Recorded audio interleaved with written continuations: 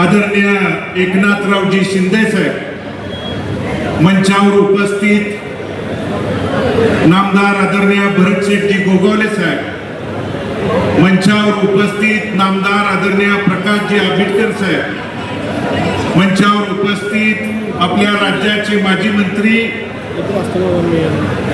मार्गदर्शक आमदार आदरणीय तानाजीराव सावंत सर मंचावर उपस्थित,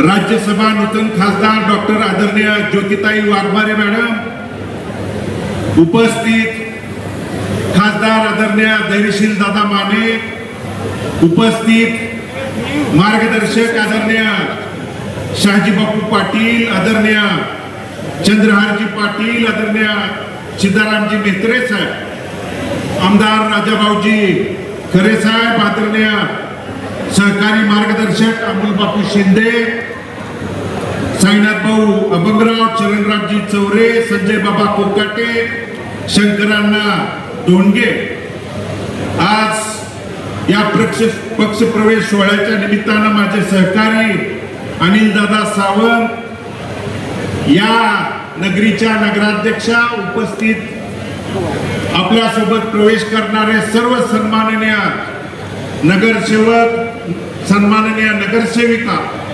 जिल्हा परिषद सदस्य, पंचायत समिती सदस्या, पंढरपूर आणि मंगळवेढा तालुक्यातील तमाम भारतनानांच्या विचारावरती प्रेम करणारे, प्रत्येक गावातील वडीलधारी प्रमुख पदाधिकारी, गावचे सरपंच, आजीमाजी पदाधिकारी, प्रमुख लोक उपस्थित, प्रमुख संस्थांचे पदाधिकारी, सर्व वडीलधारी उपस्थित, मंचावर शिवसेनेचे सन्माननीय सर्व पदाधिकारी,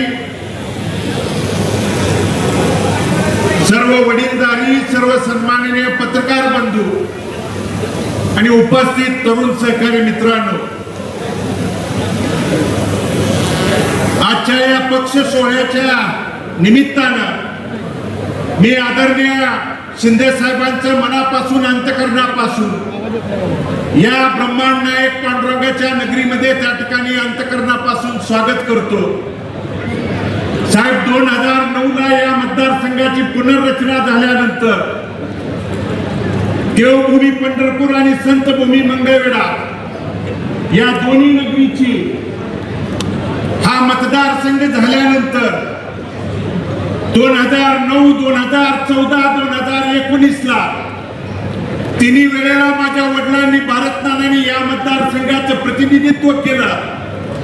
या भागातल्या शेतकऱ्यांच्या, सर्वसामान्यांच्या, बहुजन समाजाच्या अडचणी, प्रश्न, समस्या त्या पवित्र विधान भवनामध्ये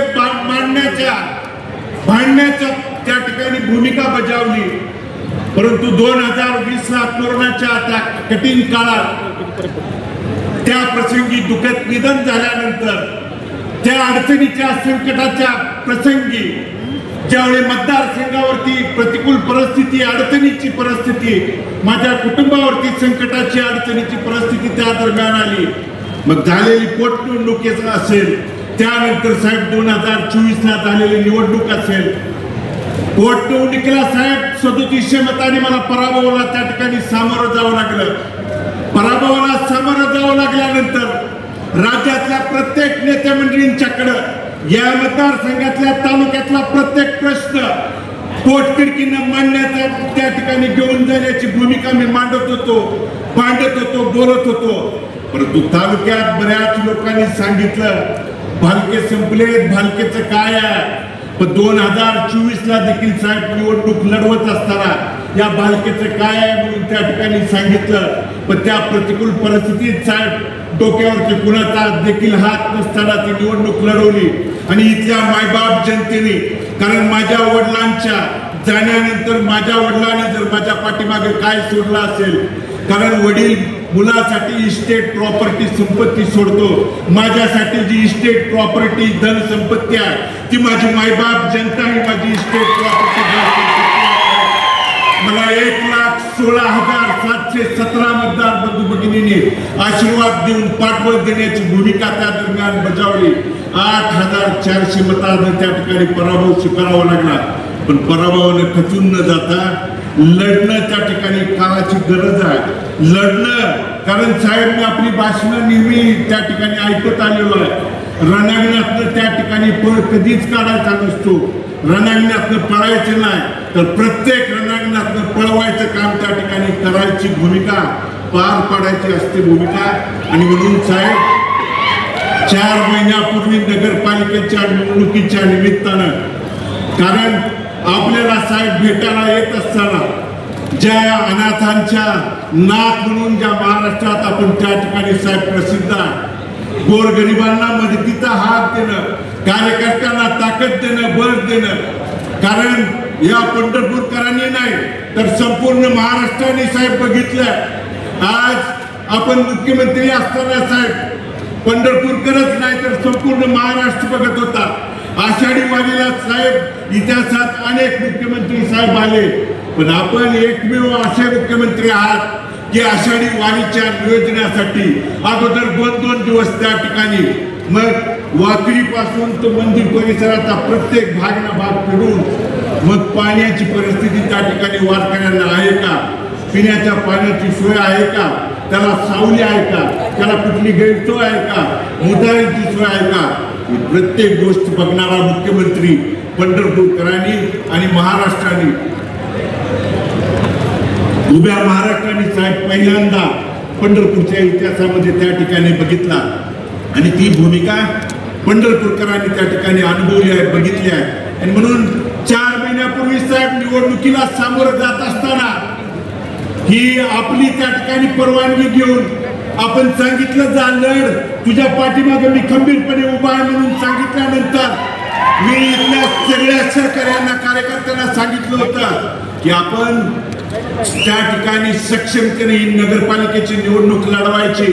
आणि साहेब निवडणूक लढवत असताना आज जिल्ह्यात अशी परिस्थिती आहे, आमच्या विरोधात लढत असताना आमदार असतील, राज्याचा त्या ठिकाणी या जिल्ह्याचा पालकमंत्री गणपती मंडळाला आरतीला फिरवत असतो साहेब, गल्ली बोळाबोळाने त्या ठिकाणी फिरत होते.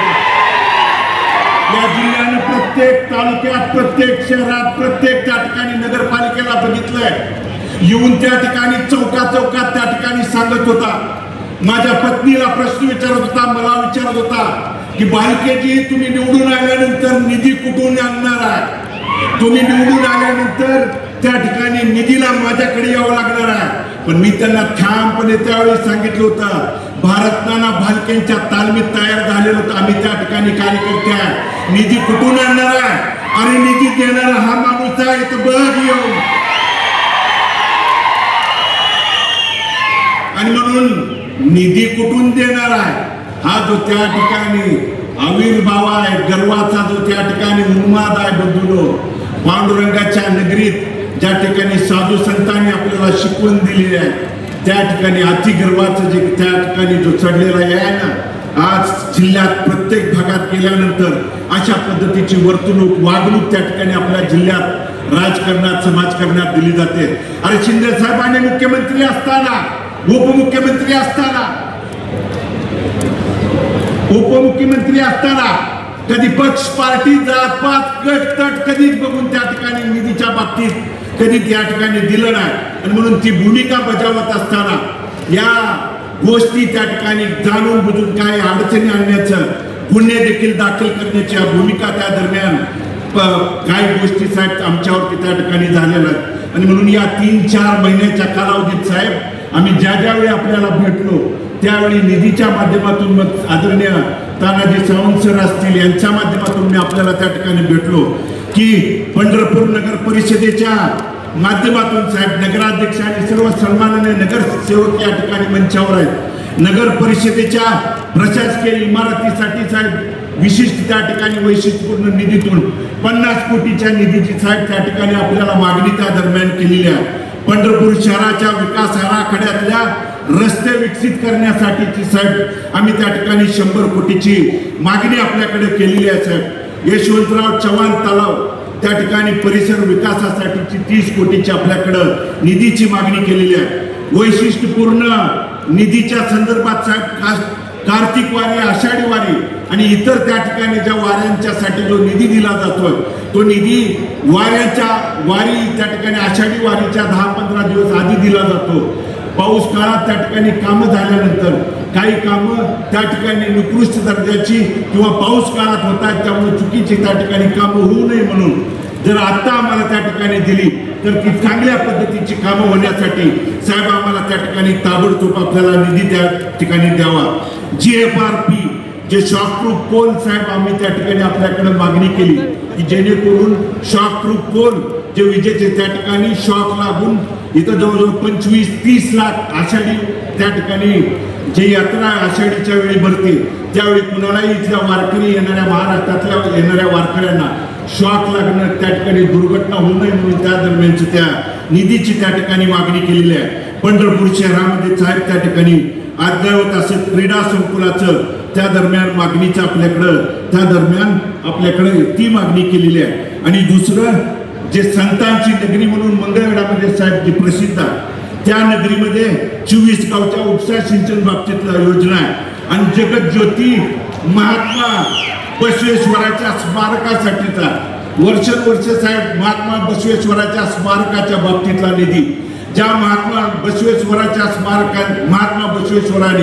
13 वर्षाचं वास्तव कर्मभूमी म्हणून मंगळवेढ्याच्या नगरीमधून जगाला त्या ठिकाणी समानतेची त्या ठिकाणी संदेश दिला त्याचं त्या ठिकाणी कुडल संगमच्या धर्तीवरती आपल्या मंगळवेढ्यामध्ये त्या ठिकाणी स्मारक व्हावं यासाठी साहेब त्या ठिकाणी स्मारकाच्या निधीच्या बाबतीत आणि संत चोखामेळा स्मारकाच्या निधीच्या बाबतीत त्या ठिकाणी निधी मिळावा ही विनंती आपल्या माध्यमातून करतो. आणि सन्माननीय आदरणीय आरोग्यमंत्री साहेबांना देखील एक विनंती या दरम्यान करणार आहे की कॉटेजला 200 बेडचं त्या ठिकाणी आपल्याला त्या ठिकाणी घोषणा झालेली आहे त्या बाबतीत करून वाखरी पालखी तळावरती त्या ठिकाणी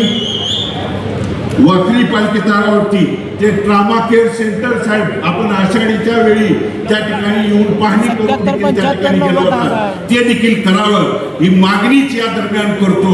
एवढंच विनंती या निमित्तानं करतो. आणि मी पुन्हा एकदा आदरणीय साहेबांचं अंतःकरणपूर्वक मी आभार या दरम्यान व्यक्त करतो. आणि साहेब आपण जो आमच्यावरती विश्वास दाखवला या पक्षामध्ये भविष्य काळात आदरणीय बापूंनी सांगितलेल्या पद्धतीनं या पक्षवाढीसाठी भविष्य काळात आपल्या विचारानं जास्तीत जास्त त्या ठिकाणी आपल्या जिल्ह्यात त्या ठिकाणी शिवसेनेचे आमदार निवडून देण्यासाठी आम्ही भविष्य काळात आपल्या सोबत त्या ठिकाणी ताकदीनं लढून त्या ठिकाणी आपल्या सोबत राहू एवढंच या निमित्तानं अभिवचन देतो. आणि